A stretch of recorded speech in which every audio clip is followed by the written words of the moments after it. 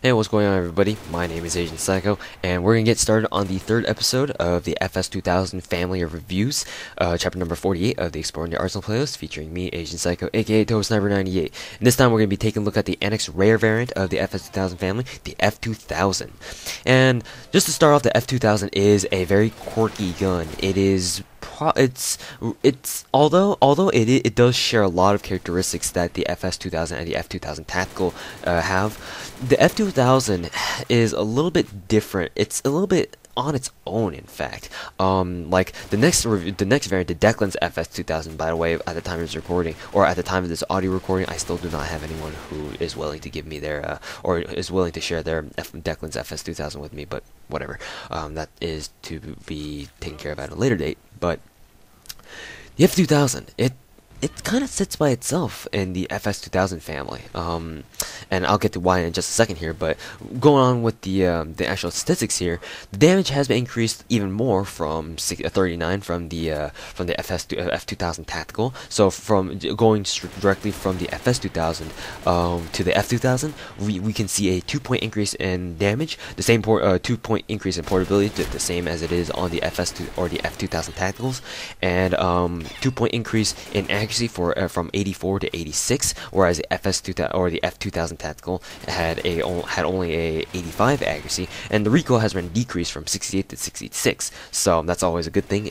Less recoil is always a good thing, and more damage is always a good thing as well. Accuracy, maybe, because the F2000 does have an integrated sniper scope, which is actually unique to the F2000. No other weapon in Common Arms has the same scope as the F2000. But anyways, so the F2000. Let's just start off by talking about how it's similar to its other variants.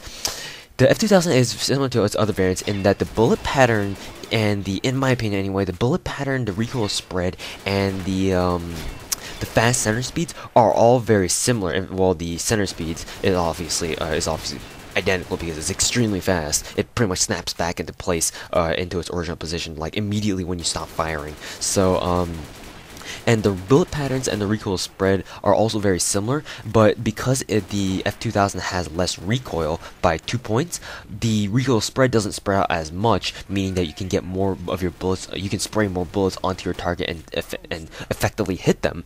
And also your overall recoil spread is not as big as, say, your FS2000s or your F2000 Tacticals. So in that respect, the F2000 is very much so superior to the other two variants that we've discussed so far. But in a nutshell, its general recoil spread and bullet patterns are very similar to the FS2000 or the F2000 Tacticals.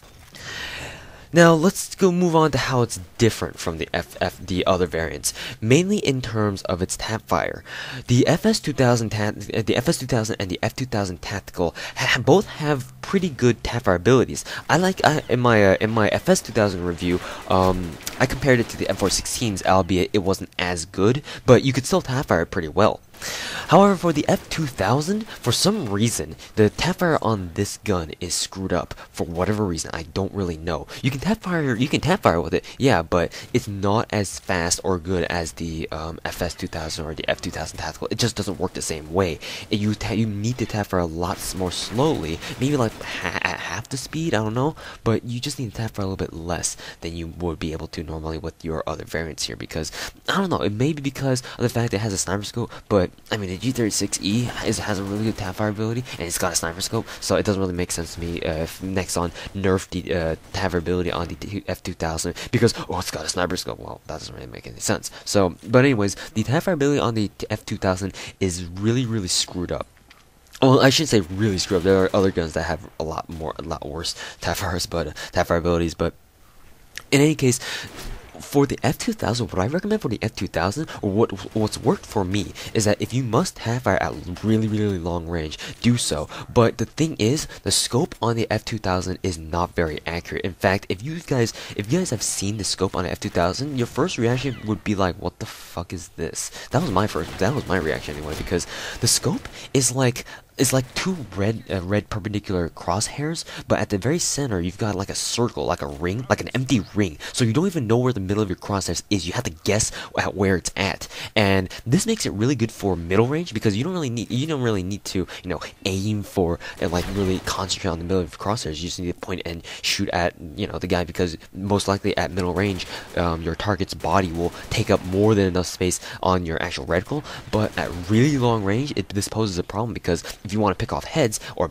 if you want to headshot those peekers or shoulder peekers, then it becomes a problem, because the F2000 scope doesn't really have like the crosshairs, the fully matching crosshairs that actually cross each other, so you don't know where to shoot, and that may become a problem. This can be overlooked by the fact that you can easily master where the center of your scope is, but at the same time it takes a lot of practice to do so. So the F2000 sniper scope is not new friendly at all. So there you go. Not only that, but its Tapfire ability, it's extremely easy to over Tapfire and jam your weapon so that it doesn't fire as fast as it should. So what I recommend for middle range anyway is just go full on spray with your F2000, and at long range that's where you need to tap fire, because even though it's kind of contradictory, like counterintuitive, like oh you just mentioned that it's not very good for long range because the scope isn't very accurate in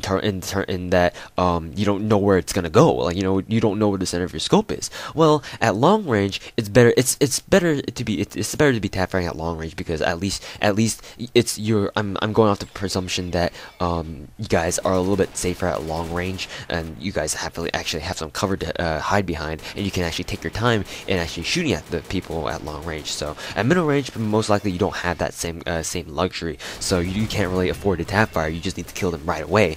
And the thing about the F2000's full auto bullet recoil in scope is that while you're scoped in, when you go full auto, your first 3 or 4 shots will go straight up and down, like they'll bounce up and down, and after that they will go off to side to side to side, and that's where things get a little bit crazy. But for the first 3, 4, maybe even 5 bullets, they bounce straight up and down. That's it, and this makes it really useful for taking out people at middle range. And you just need to scope in, aim at their lower body or their chest, and just spray, and hopefully you'll hit a head. Hopefully you'll kill them within the first 3, 4 bullets, or maybe you'll even score a headshot if you aim at like their middle body. So yeah, so that's it for the scope and on the F2000.